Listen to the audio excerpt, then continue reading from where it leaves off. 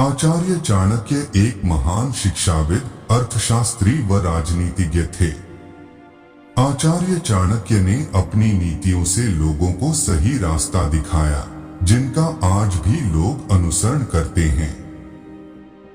आचार्य चाणक्य ने अपने ग्रंथ नीति शास्त्र में जीवन के कई पहलुओं का जिक्र किया है। चाणक्य ने नीति शास्त्र में धन, तरक्की, विवाह, मित्रता, दुश्मनी और व्यापार आदि से संबंधित समस्याओं का हल बताया है।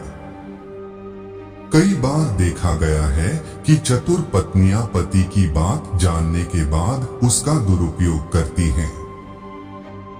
पति को इस तरह अपने चंगुल में फंसा लेती है कि जीवन भर उसका शोषण करती हैं। और पति की हालत ऐसी हो जाती है कि उसे जीवन भर जोरू का गुलाम बनकर जीवन बिताना पड़ता है। चाणक्य के अनुसार कुछ बातें ऐसी होती हैं जिन्हें पत्नी को नहीं बताना चाहिए।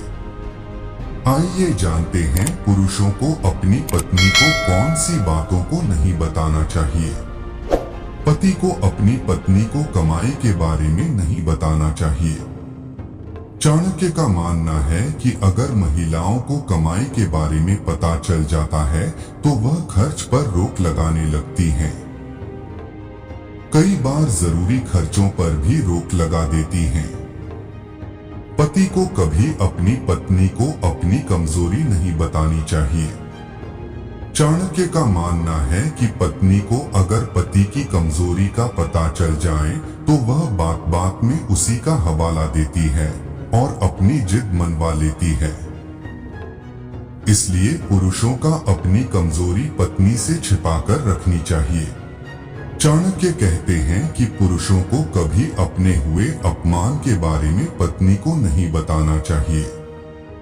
महिलाओं के बारे में ऐसा माना जाता है कि बार बार फिर इसी अपमान का ताना देती हैं।